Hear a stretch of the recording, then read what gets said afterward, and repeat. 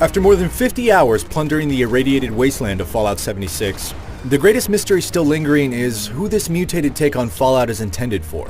Like many of Vault-Tech's underground bunkers, Bethesda's multiplayer riff on its post-nuclear RPG series is an experiment gone awry. There are bright spots entangled in this mass of frustratingly buggy and sometimes conflicting systems, but what fun I was able to salvage from the expansive but underpopulated West Virginia map was consistently overshadowed by the monotony of its gathering and crafting treadmill.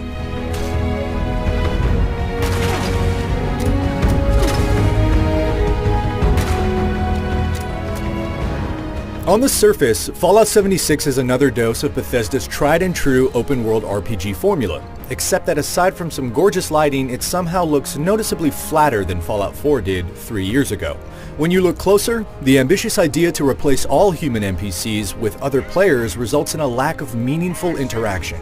Other than the 20-something other players spread thinly over a massive map, just about the only voices you'll hear are recordings of long-dead quest givers, robots, and AI constructs who simply deliver information at you. See to fruition. There's no opportunity for the morally tricky decision-making that defines most other Fallout games.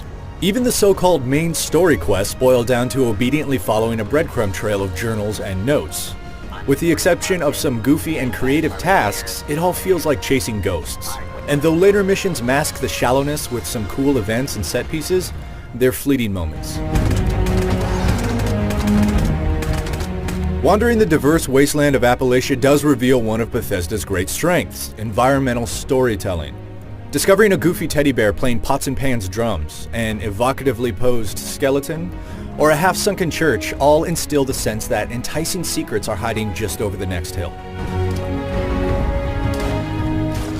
On paper, a multiplayer game in the dog-eat-dog-meat world of Fallout sounds like a thrill.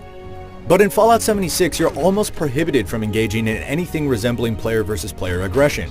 Because you can't do any significant damage until both people have attacked one another, there's no sense of danger.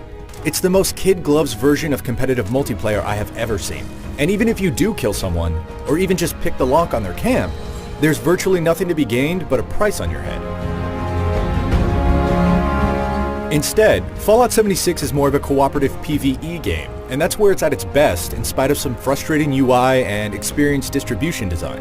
The mechanical benefit of grouping brings the ability to freely fast travel to one another, use teammates' custom-built camps, share a subset of cards in the flexible new perk system, and of course the added firepower. But what I appreciated the most is the companionship in this lonely world. Mechanically, Fallout 76's combat falls somewhere between floaty and just fine. I leaned into rifles at long range and shotguns or melee swipes up close, but always in first person, because hitting anything up close in third person is very hit or miss. With only a watered-down real-time version of Fallout's signature VATS auto-targeting system available, I found it nearly useless except in specific situations, but every little bit helps against the inventive and varied